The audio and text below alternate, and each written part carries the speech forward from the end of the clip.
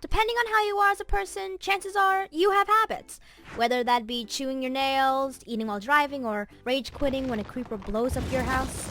I'll get you someday, Brad. But whatever habits you have, bad or good, I'm sure you'll get a kick out of my habits.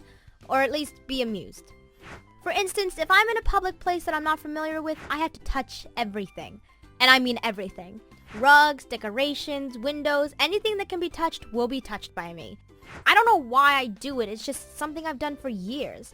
It's kind of like when you're shopping and you touch every single item of clothing with a passing. That's cute, but don't actively look at it or take it off the rack. I remember when I was at a friend's house for the first time, the feeling of not belonging there set in quick. So I just awkwardly stood by her large shelf while she went to go get some water. Now, there is this perfectly good couch I could have sat on that was less than 2 feet away, but no. My dumb self had to have some sort of permission to sit down on a surface that's meant to be sat on.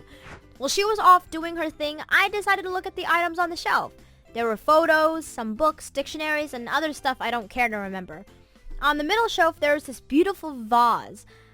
I didn't know what was in it at the time, but my habit kicked in, and I dragged my fingers across it.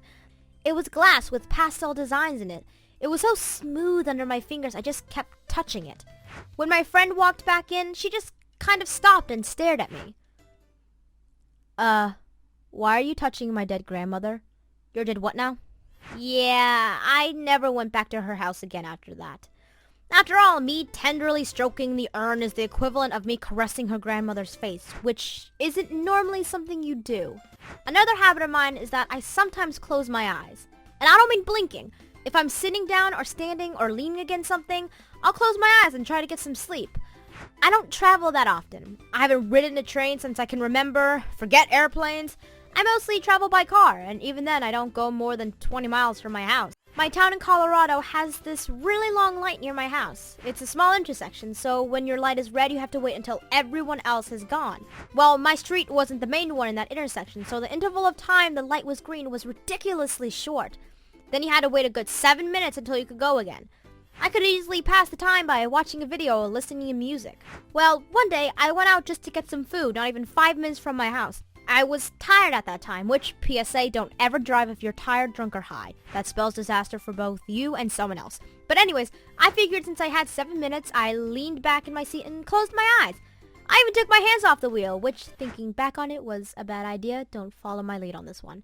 But I closed my eyes for 2 seconds, and someone behind me honked at me. I opened my eyes, and the light was still red. This is where another habit kicks in. I don't get road rage, because we all have somewhere to be. No point in getting mad at giant hunks of metal that can only do so much. Where my habit comes in is that despite my appearance and my artsy feminine side, I get angry at people getting angry at others for no reason. And I get petty. I got it from my mom, don't worry. It was still a red light. The only reason they were honking at me was because no one was coming. They wanted me to break the law and probably get fined so they wouldn't be late to whatever it is they were rushing to. I'm sorry, but the only time I'm ever going to break the law is if someone breaks my heart or my siblings. If that time comes, then we can talk. Otherwise, off. So instead of getting mad or getting out of my car, I put it in park and just sat there through the red light, then through the green.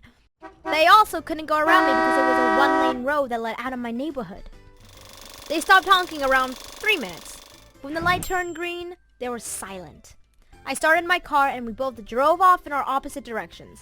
This, of course, isn't something that you should do every time, because even though getting honked at is annoying and makes you want to bazooka them, I knew that person from my neighborhood. He had a temper, but he was more bark than bite. He also wasn't the type to pull out a Glock and shoot my tires out. One more smaller habit I have is that when I'm eating, I have to eat it symmetrically. I guess you could classify that more of a quirk than a habit, but if I'm eating a piece of pizza, I have to eat it like corn on the cob or else I'll go crazy. I'm totally fine with asymmetrical things like tie-dye or mismatched socks, but for God's sake, I have to eat this entire bowl of soup with the same amount in the spoon every time or else I'm going to die. We all have habits. Some of them are small and almost unnoticeable.